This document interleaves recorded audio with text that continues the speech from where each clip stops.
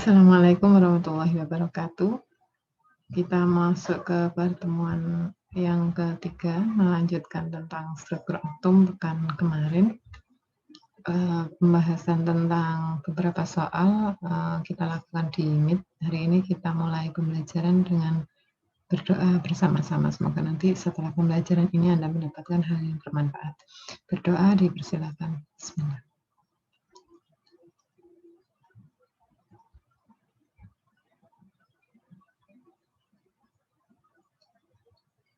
Berdoa selesai. Saya share screen untuk pertemuan hari ini.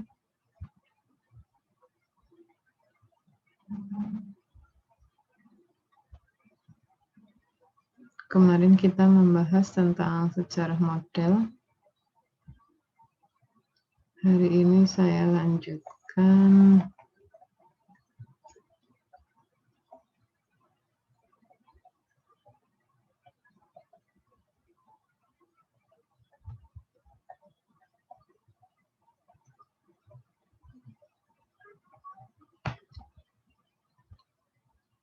di sini ya.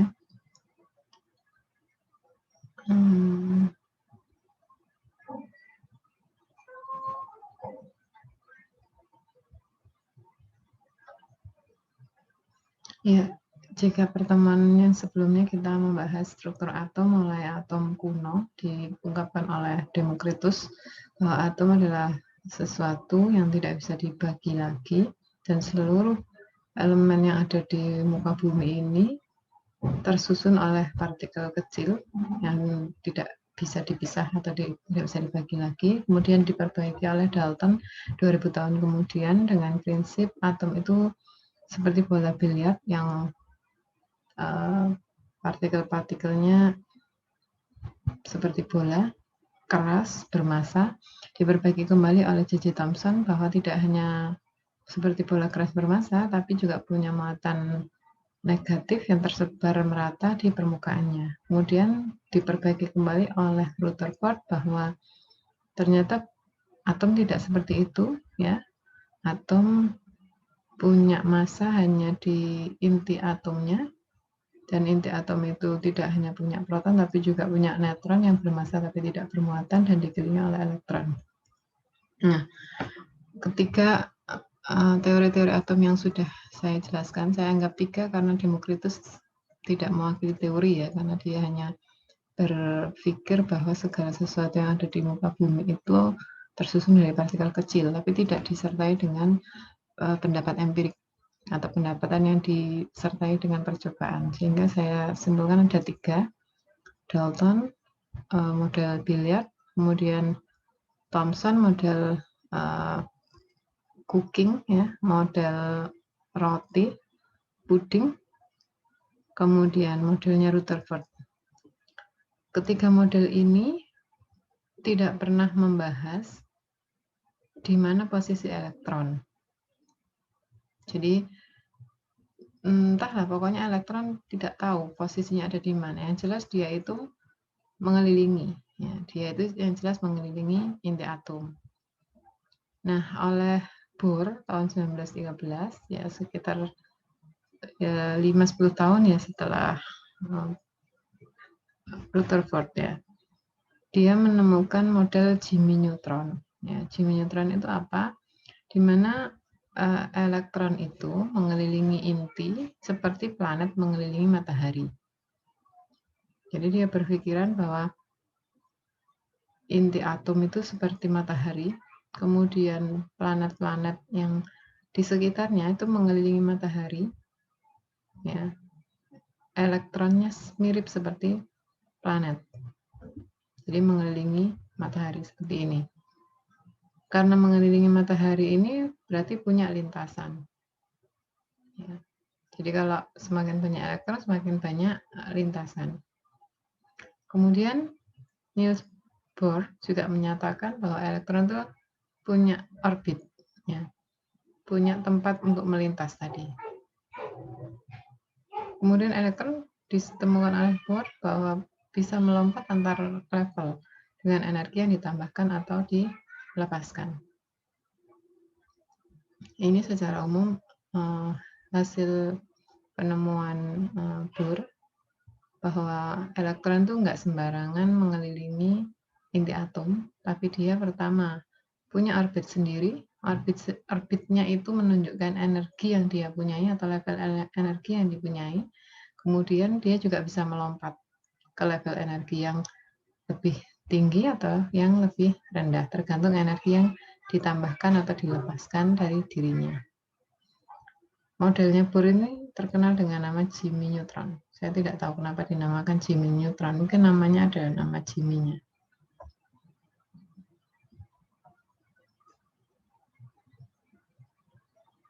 Jadi ini gagasan dia.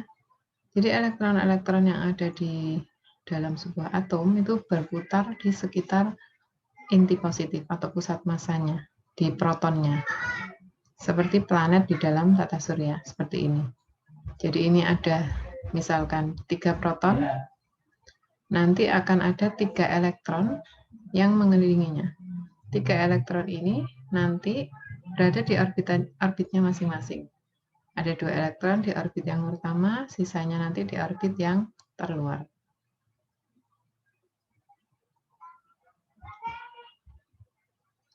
Kelemahan dari atom Bohr ini ada pada pergerakan Kepler, ya, radiasi kontinu. Ya, jadi kenyataannya atom itu hanya menghasilkan spektrum garis, tidak dapat menjelaskan spektrum atom yang lebih kompleks dari atom. Jadi perjalanan elektron-elektron yang ada di sini, ya, dia tidak bisa menjelaskan radiasi kontinunya. Ya, jadi hanya menunjukkan bahwa nanti akan ada spektrum garis yang dihasilkan dari elektron-elektron yang berputar mengelilingi inti. Tapi ini sudah lebih bagus karena sebelumnya Dalton, Thomson maupun Rutherford tidak pernah membahas posisi elektron, tidak pernah membahas oh ternyata elektron itu punya orbital tertentu, ya, punya lintasan tertentu ketika dia mengelilingi proton. Ya, yang mereka ungkapkan hanya pokoknya elektron itu mengelilingi. Bahkan ungkapannya Rutherford, ya elektron itu ada di luar. Ungkapannya Thomson, elektron itu nyebar merata. Tapi kenyataannya tidak. Elektron ini berputar mengelilingi inti, ada orbitnya masing-masing. Ini tadi ya, 3 muatan positif dari proton dan 3 elektron. Kemudian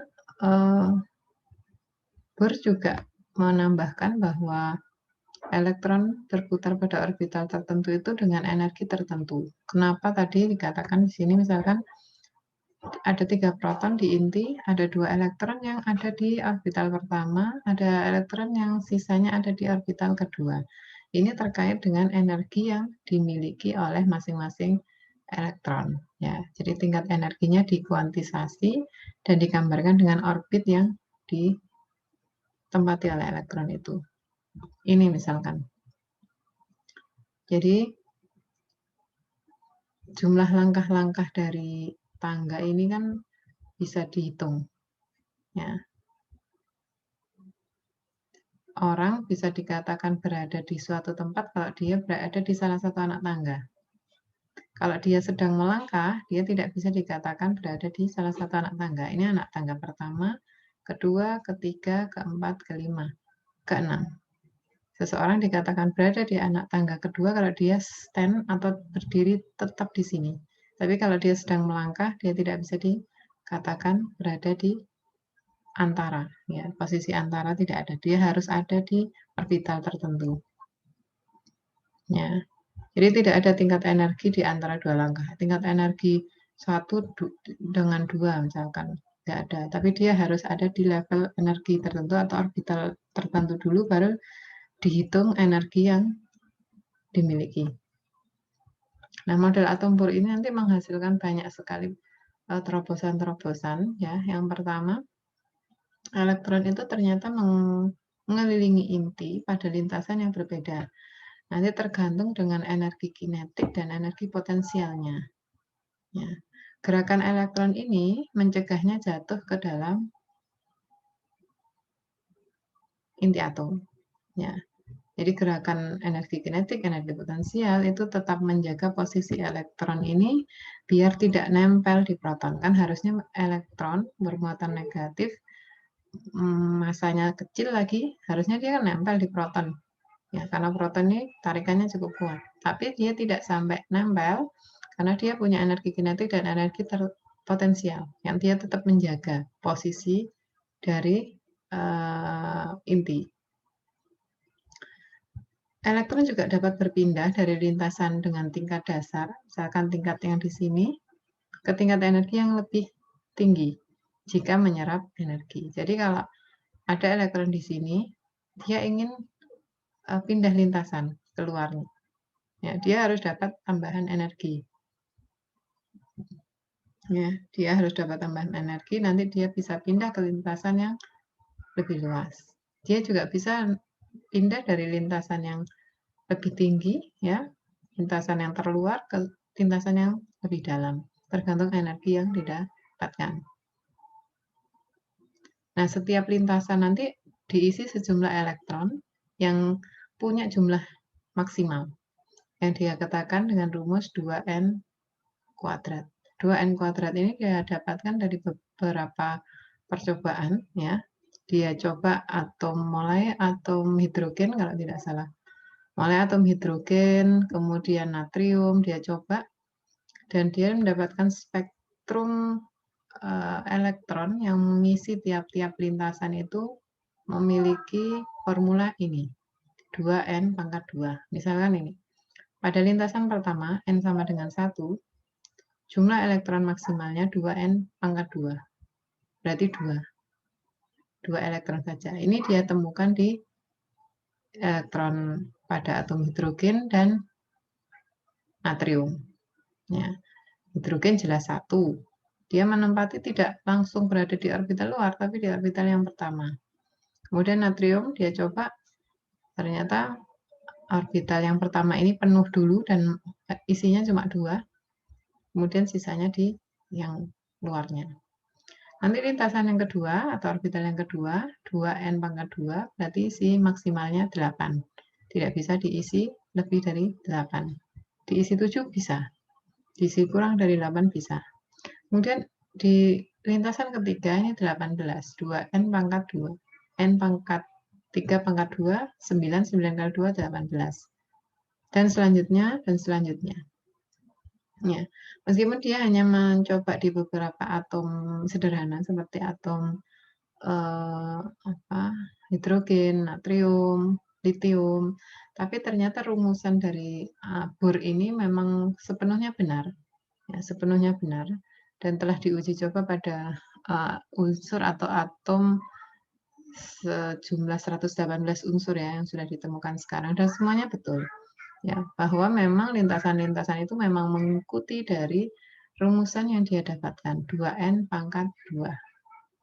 Kenapanya tidak bisa dijelaskan, hanya bisa dijelaskan seperti ini, bahwa kenapa kok 2, ini sudah duplet. Duplet itu artinya sudah stabil, ya, sudah stabil di orbital yang paling dekat dengan inti atom. Kemudian pada lintasan kedua ini 8. 8 itu oktet. Ya, oktet itu juga sudah stabil. Sudah stabil. Kalau dia dimasuki yang lain, dia menjadi tidak stabil lagi ketika berikatan dengan inti. Energi kinetik dan energi potensialnya tidak stabil. Kenapa lintasan yang ketiga 18? Ini juga sebenarnya sama. Ya, 18 ini kan 8 tambah 2 tambah 8. Ya, 8 tambah 2 tambah 8. Jadi penambahan oktet saja lagi. Itu, dan seterusnya. Ini salah satu contohnya di natrium ya. Dia punya 11 proton di sini. Otomatis juga punya 11 neutron karena dia inti atomnya stabil, tidak mengalami radioaktivitas. Dia punya 11 elektron yang tersebar merata di orbital pertama 2, orbital kedua 8 ya, 8, 9, 10. Kemudian di orbital ketiga hanya 1 elektron. Kemudian sekitar 20 tahun setelah Bohr mengawali pembahasan bahwa elektron itu berputar mengelilingi inti pada orbital tertentu, Heisenberg dan Schrödinger memperbaiki kembali pendapat dari Niels Bohr. Dia menemukan bahwa elektron itu di awan, ya, di awan, di daerah awan, bukan di orbit yang berbeda. Ini menyempurnakan yang dapat diprediksi. Jadi lokasi elektronnya itu sebenarnya tidak dapat diprediksi secara langsung. Saya jelaskan di sini mungkin.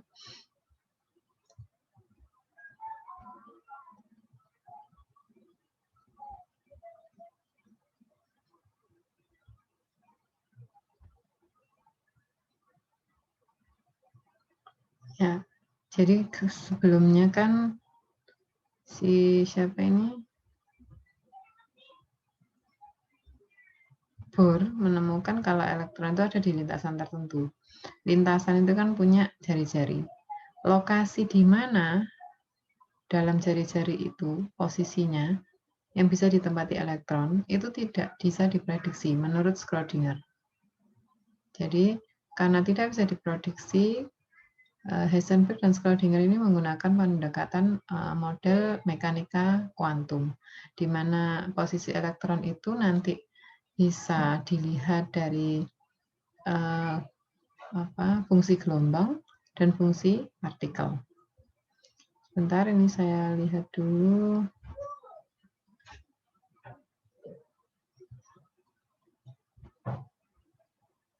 Saya coba share screen yang ini. Tadi kita sudah membahas di sini ya. Ya, tentang Heisenberg. Jadi karena posisi elektron dalam lintasan itu tidak bisa diprediksi, tidak bisa dipastikan di sini atau di titik ini, gitu. Karena saking movingnya, nah elektron itu sangat moving dan bergerak terus. Heisenberg dan Schrödinger menawarkan model mekanika kuantum di mana elektron itu bisa dihitung melalui fungsi gelombang dan fungsi partikel. Ya. Jadi mekanika kuantum itu secara umum nanti tidak akan kita bahas lebih panjang karena ini sangat rumit ya. Hanya saja begini, mekanika kuantum Heisenberg atau Schrödinger, lebih ke arah Schrödinger ya, karena Schrödinger yang menemukan rumusannya, melihat bahwa elektron itu bukan partikel individu, tapi berperilaku seperti awan elektron yang dapat berada di mana saja pada tingkat energi tertentu. Ya, dia bisa berada di mana saja, seperti lebah ya, di sarang lebah. Kadang-kadang di sebelah kanan semuanya, kadang-kadang di sebelah kiri semuanya. Nanti ketika Anda mempelajari gaya kimia, Anda akan mempelajari gaya dipol, ion dipol. Ya. Yang salah satunya dipol, misalkan terbentuknya dipol itu kan karena terbentuknya awan elektron. Jadi elektron misalkan sodium punya elektron 11, dia itu mengutup di salah satu. Ya, mengutup akhirnya terjadilah awan elektron. Ini yang diperkirakan oleh Heisenberg dan Schrödinger bahwa tidak selalu benar elektron itu di lintasan tertentu, karena di lintasan tertentu ini nanti dia bisa mengerucut di satu lintasan. Saya contohkan di sini. Ini misalkan, ini kalau ini kan seperti tersebar merata, seperti teorinya Thomson, ya, tersebar merata. Nah, menurut Heisenberg kita nggak bisa ini memastikan elektron itu ada di titik ini. Kemudian selang berapa femtometer nanti di sini ada elektron lagi di sini, ada elektron seolah-olah ini terbagi merata. Tidak bisa. Ya, karena elektron ini seperti awan. Ya, kadang-kadang dia berada di sini semuanya. 8 elektron. Kadang-kadang ada 8 yang di sini, ada 1 yang di sini. Kadang-kadang 11-11-nya berada di bagian sini semua. Tetap di orbital masing-masing, tapi dia berada di posisi kiri semua. Itu. Dan posisi ini yang tidak bisa diprediksikan, sehingga penghitungannya salah satunya dengan penggunaan fungsi gelombang.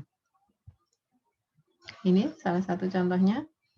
Ya, jadi ini proton, 3 proton, kemudian ada 2 elektron dan 1 elektron. Nah, posisi 2 elektronnya ini kita nggak bisa ini memastikan Satu di sini, satu di sini. Kadang-kadang di sini semua, kadang di sini semua ya. Seperti awan. Ya, tidak rigid di satu titik. Ya. Jadi elektron dapat ditemukan di mana saja di kulit ini. Di sini boleh, di sini boleh, di sini boleh. Berarti kan ada kebolehjadian yang sangat tinggi. Ya, kapan dia berada di posisi ini tidak bisa ditentukan karena kebolehjadiannya cukup tinggi. Potensi untuk dia berada di sini dan di sini cukup tinggi. Ya. Sehingga elektron menurut Schrödinger masih terkuantisasi, ya, tidak ada elektron yang dapat ditemukan di luar orbitalnya. Nah, kalau di sini dia tidak bisa ditemukan karena dia bukan orbitalnya. Nah, model atom ini nanti diperbaiki oleh de Broglie. Dia mengatakan bahwa elektron itu bersifat seperti gelombang. Ya, artinya bisa dikuantifikasi.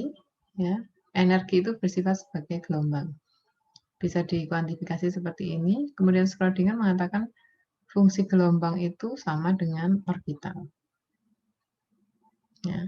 Jika kita sangat mudah memahami model atom Dalton hingga Bohr, maka mekanika kuantum ini meskipun lebih rumit, tapi dia yang paling akurat. Ya, paling akurat untuk menentukan posisi elektron berada di mana. Ya, karena melibatkan fungsi gelombang dan fungsi partikel sekaligus. Nah, kita tidak berpanjang lebar untuk membahas mekanika kuantum, nanti ada pembahasan tersendiri yang jelas. Posisi elektron menurut Schrödinger, de Broglie, atau menurut penggagas model mekanika kuantum, bisa ditentukan posisinya, ya, berada di mana, jaraknya dengan proton seberapa, kemudian energinya berapa melalui rumusan-rumusan mekanika kuantum. Tapi tidak kita bahas bagaimana menentukan posisi elektron dengan rumusan mekanika kuantum, itu tidak kita bahas. Kita hanya langsung membahas penggunaan bilangan kuantumnya. Tadi saya sudah jelaskan, Schrödinger memberikan rumusan yang panjang lebar, ya, dan menghasilkan namanya bilangan kuantum. Apa itu bilangan kuantum? Bilangan kuantum itu menyatakan kedudukan atau posisi elektron dalam atom yang diwakili oleh suatu nilai yang menjelaskan kuantitas dalam sistemnya dinamis. Jadi bilangan kuantum itu menggambarkan sifat elektron dalam orbital. Nanti bilangan kuantum dibagi menjadi 4 yang sudah Anda kenal. Bilangan kuantum utama, kemudian azimut, magnetik, dan spin. Kalau kuantum utama itu tingkat energi dan jarak rata-rata elektron dari inti. Jadi kalau bilangan kuantum utama N sama dengan 1, artinya jarak tingkat energi dan jarak rata-rata elektron dari inti itu 1. Dan seterusnya. Ya. Kuantifikasinya nanti ada sendiri, tapi bilangan kuantum utama ini hanya menyebutkan orbital pertama, artinya dia punya tingkat energi sekian dengan jarak rata-rata elektron dari inti ke sekian, tergantung masing-masing atom, ya, tergantung masing-masing elektron yang berada di dalam suatu atom. Jadi yang jelas bilangan kuantum utama adalah gambaran energi dari elektron dan gambaran jarak rata-rata elektron dari inti. Dan masing-masing atom kan punya jarak yang beda-beda ya. Masing-masing atom berbeda-beda, masing-masing atom juga punya tingkat energi yang berbeda-beda. Yang kedua, bilangan kuantum azimut atau kita sebut L atau momentum sudut, ini menyatakan bentuk orbital. Ya. Karena energi sebuah elektron itu berhubungan dengan gerak orbital yang membentuk sudut tertentu. Ini gerakan elektron itu kan menghasilkan energi, ya, menghasilkan energi. Dan pasti membentuk sudut tertentu. Dan sudut tertentu inilah yang namanya bilangan kuantum azimut. Jadi harus ada orbitalnya. Harus ada orbitalnya. Yang ketiga, bilangan kuantum magnetik ini menyatakan arah, ya, arah antara elektron, ya, arah elektron dalam atom itu ketika berinteraksi dengan medan magnet atom itu sendiri atau medan magnet luar. Kenapa dinyatakan dengan medan magnet atom itu sendiri? Karena sebenarnya proton itu kan punya muatan positif yang bisa menarik elektron. Itu medan magnet. Ya, di luar itu juga bisa ada medan magnet dari atom luar atau dari benda-benda di luar atom juga bisa menghasilkan medan magnet. Nah, arah elektron ketika dia berinteraksi dengan medan magnet sendiri atau dengan medan magnet luar itu namanya bilangan kuantum magnetik. Yang terakhir, spin, ya, spin ini putaran atau rotasi elektron pada sumbu. Ini penggambarannya. Jadi kalau n atau bilangan kuantum utama itu jarak antara elektron dengan inti. Kalau sudah masuk yang angular atau azimut, ini adalah bentuk orbitalnya. Seperti ini, misalkan salah satu bentuknya. Magnetik berarti orientasinya, orientasi elektron di bidang. Kemudian kalau spin itu arah elektronnya ke atas atau ke bawah. Contohnya K, bentuknya tidak ada ya. Subkulitnya dia S, bilangan kuantum magnetiknya 0. Yang L, dia punya azimut 0 dan 1, subkulitnya S dan P. Kenapa? Karena dia sudah punya 8 elektron, berarti 2 di S, 6 di P. Dia juga punya bilangan kuantum magnetik minus 1, 0, dan plus 1. Kita coba contohnya, natrium. Dia punya 2 elektron di kulit K, 8 elektron di kulit L, 1 elektron di kulit M. Sehingga jumlah elektron valensinya 1. Dari 11 Na ini nanti kita bisa menentukan, oh dia ternyata punya 3 kulit. Ini 3 kulit. Kemudian nanti tentang posisinya tergantung nanti elektron terakhir yang ditentukan. Ya, kalau ini hanya menentukan jumlah kulit dan jumlah elektron valensi, kalau yang di sini sudah jumlah subkulit dan penentuan orbital bilangan kuantum magnetik dan bilangan kuantum utama serta bilangan kuantum azimut. Ya.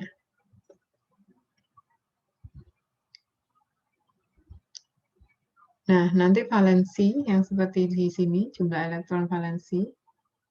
Ya, jadi adanya penggambaran kulit ini nanti akan menentukan elektron valensinya. Jumlah elektron valensinya nanti akan mempengaruhi golongan dan periode.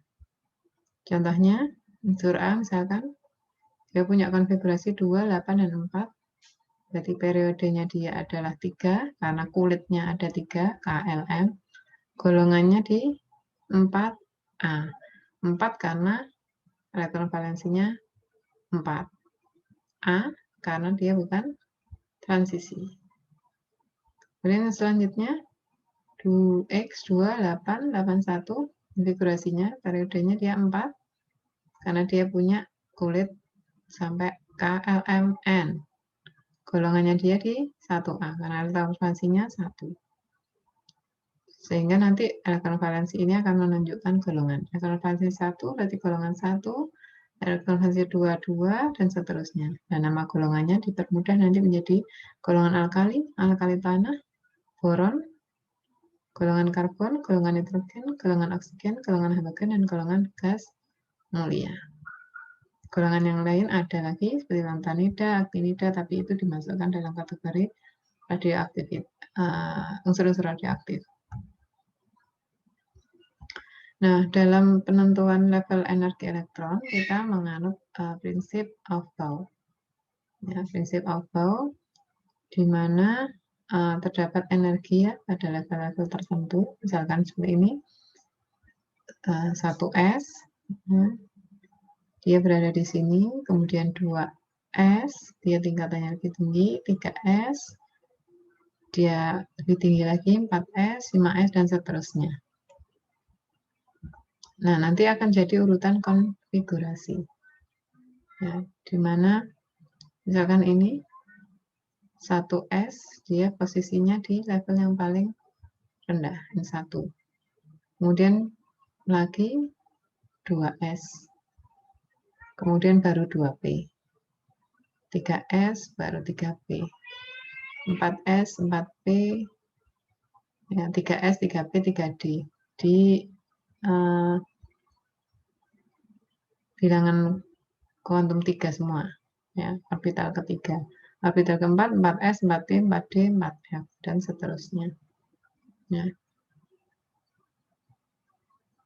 Ini tadi sudah dijelaskan jumlah elektron setiap ini, jumlah elektron di setiap orbital, urutan konfigurasinya. Kalau mau dihafalkan, mungkin Anda punya cara menghafalkan sendiri. Biasanya SSP, SPS, SSP, SPS, ya, karena dari 3P ke 4D, 4 itu SSP, SPS, DPS, DPS, FDPS, FDPS. Itu cara menghafalkan yang mudah untuk urut-urutan dari level energinya. Penempatan elektron juga harus mengikuti aturan Hahn. Ya, Hahn itu keadaan energi terendah adalah yang memiliki elektron tidak berpasangan yang paling banyak. Contohnya ini, karbon. Ya, elektron yang paling luar dia ada 6. Kalau ini, 2 elektron terakhir ditempatkan di orbital P yang pertama, berpasangan, energinya lebih tinggi. Tapi kalau dipisah, energinya menjadi lebih rendah. Ya, dan keadaan energi terendah itu paling disenangi. Ya, karena energi elektron yang rendah, dia akan lebih stabil dibandingkan energi yang lebih tinggi. Jadi penempatan elektronnya harus dimulai dari yang tidak berpasangan dulu. Ini tadi sudah saya jelaskan ya, orbital dan suborbital, sehingga kita bisa mengenal adanya istilah orbital dan suborbital. Yang jelas, setiap orbital ditempati oleh elektron-elektron, dan maksimal elektron pada satu orbital sudah ditentukan. Contohnya, magnesium. Dia punya elektron berapa ini? 6, 7, 8, 9, 10, 11, 12. Protonnya otomatis berjumlah 12. Neutronnya juga 12. Kemudian kita masuk ke orbital, ada 2 elektron di orbital pertama. Kemudian 8 elektron di orbital kedua. 2 elektron di orbital terakhir. Ini juga sama. Ya. Jadi nitrogen misalkan dia punya berapa ini? 4, 5, 6, 7 elektron. Berarti ada 7 proton di sini, ada 7 neutron juga. Kemudian ada 7 elektron yang tersebar. Yang pertama 2 elektron di orbital pertama, sisanya 5 elektron di orbital di luarnya. Nah, penempatannya bagaimana? Penempatannya sesuai dengan level energi. Kalau ini tidak ada masalah karena ini di orbital yang pertama. Di orbital yang kedua kita lihat yang 2s terisi penuh dulu. Kemudian baru orbital P-nya. Dan dia tidak berpasangan. Ditulis tidak berpasangan. Kecuali misalkan jumlahnya 4, 5, 6, 7, 8 misalnya. Kalau 8 berarti sudah 2 rangka berpasangan, 2 rangka berpasangan di 2s, kemudian 1, 2, 3 tidak berpasangan, sisanya dipasangkan di orbital yang pertama. Contoh pada soal ini misalkan berapa jumlah elektron maksimal pada tingkat energi kelima. Berarti tinggal dikalikan ya. 2 kali 5 pangkat 2. Ada 50. Nah, yang kedua misalkan gambarkan kulit elektron fluor dan natrium. Fluor jumlahnya 9 ya. Berarti punya 9 elektron. Nomor atomnya 9, punya 9 elektron. Di sini punya 9 proton. berarti betul, ditambah 9 neutron, kemudian level energi pertama 2 elektron, level energi kedua 7 elektron. Yang natrium Anda sudah bisa, saya yakin. Kemudian ini contoh penempatan bilangan kuantum, ya. Misalkan soal tentukan bilangan kuantum dari 1s2, 3d7, dan 2p6. 1s2 berarti dia punya bilangan kuantum utama di orbital 1. Betul. Kemudian azimutnya dia 0. Ya, karena 1 dikurangi 0. M-nya sama dengan 0. S-nya minus setengah. Karena dia ada 2 elektron, berarti elektron ke atas dan ke bawah. Elektron ke atas positif, elektron ke bawah negatif. Kita coba yang kedua, 3D7. Orbital kuantum utamanya 3. Ya. Kuantum azimutnya berarti tinggal dikurangi 1 saja. Ya, 2 berarti. Karena yang S itu, dia kuantum azimutnya 0. Kalau P, kuantum azimutnya 1. Kalau D, kuantum azimutnya 2. Magnetiknya bagaimana? Minus 1, karena ada 7 ya. Karena ada 7 menempati di masing-masing, berarti kan M-nya ini sebenarnya minus 1, ya. Plus 2, plus 1, 0, minus 1, minus 2. Dia ada di posisi 7 karena jumlah elektronnya 7. Kemudian spinnya dia setengah. Ya, kalau D itu ada 5 orbital, kita tempati 7. Berarti 5, 6, 7. Orbital yang terakhir itu menempati spin yang ke bawah. Contoh yang ketiga, 2p6, N-nya 2. Karena dia di orbital kedua ya. L-nya sama dengan 1 karena dia P. Ya, karena dia bentuknya P. Ya. Kemudian M-nya dia plus 1 karena P itu kan plus 1, 0, min 1 karena dia P-nya 6 berarti penuh. Kemudian S-nya dia minus setengah karena spinnya ke bawah. Ya, nanti silakan mencari terkait tugas ini bilangan kuantum, ya, coba dicatat. Yang pertama dari 2S1. Yang kedua 3D5. Yang ketiga 3P2.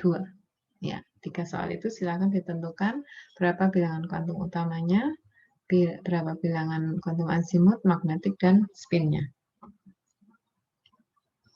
Sebagai tambahan soal, ini ada beberapa soal untuk melengkapi saja sambil mereview. Yang pertama tentang penemuan teori atom ya. Jadi di sini ada nama partikelnya apa, misalkan neutron, lambangnya bagaimana, penemunya siapa, masanya berapa, muatannya berapa. Ya, nanti Anda lengkapi. Terus yang kedua, menentukan jumlah proton, elektron, dan neutron dari masing-masing unsur ini. Untuk soal yang kedua ini silakan digambarkan juga dalam bentuk orbital molekul seperti yang digambarkan oleh Niels Bohr. Seperti yang saya contohkan tadi, misalkan natrium ya, natrium sudah.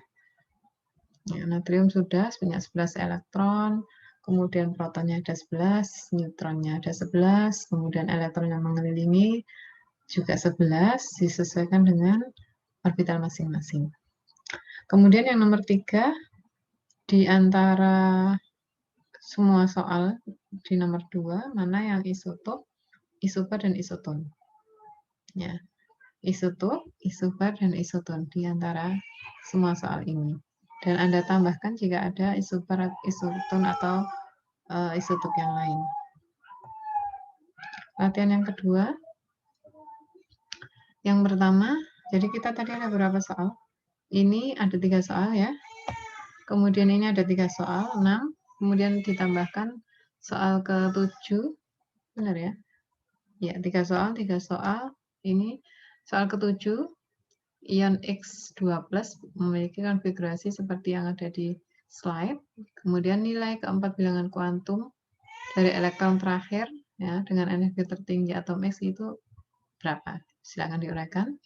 Soal nomor 8, ini suatu atom memiliki elektron terakhir dengan bilangan kuantum N4, L2, M-setengah, S-setengah. Jumlah orbital yang berisi elektron berpasangan dalam atom tersebut adalah, nanti Anda uraikan ya. Ya, nanti Anda uraikan. Jadi jumlah orbital yang berisi elektron berpasangan berapa? Soal yang ke-9, diketahui ada ion-ion A2+, elektronnya 2, B+, jumlah elektronnya 36, dan seterusnya. Unsur dari ion-ion yang memiliki sifat kimia yang sama ditunjukkan dengan angka berapa?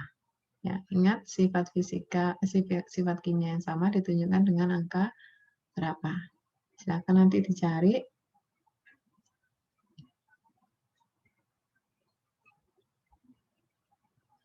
Kemudian ini pengisian elektron dari unsur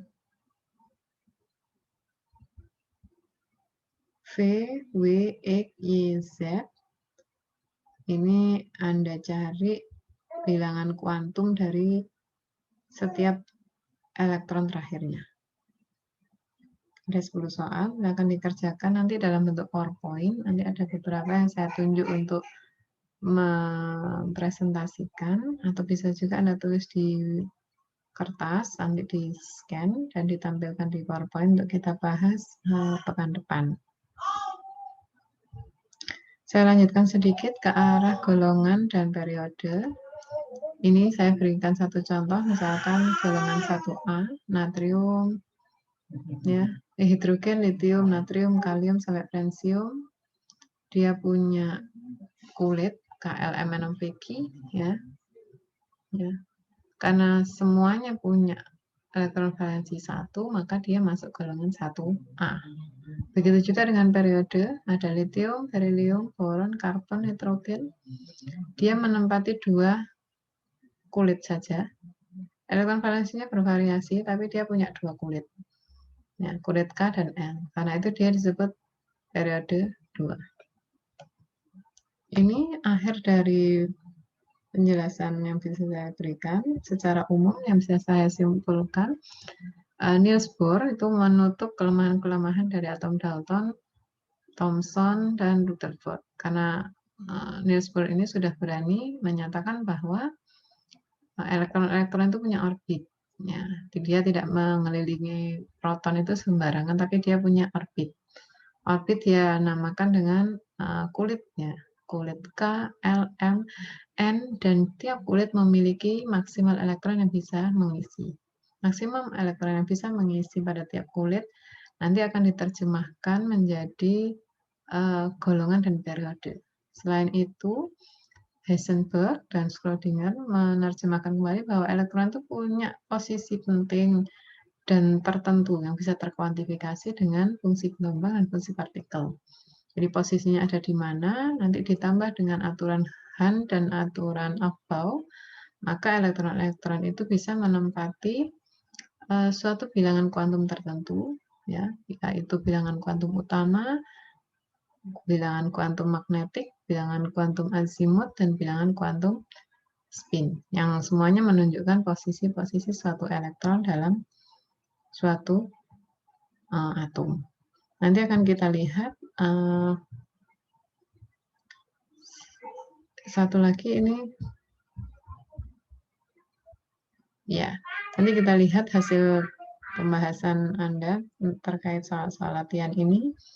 Mungkin perlu kecukupan sampai di sini dulu. Jika ada pertanyaan nanti kita lanjutkan di Meet atau di Google Classroom. Kita break sebentar sambil Anda mengerjakan soal-soal yang sudah diuraikan.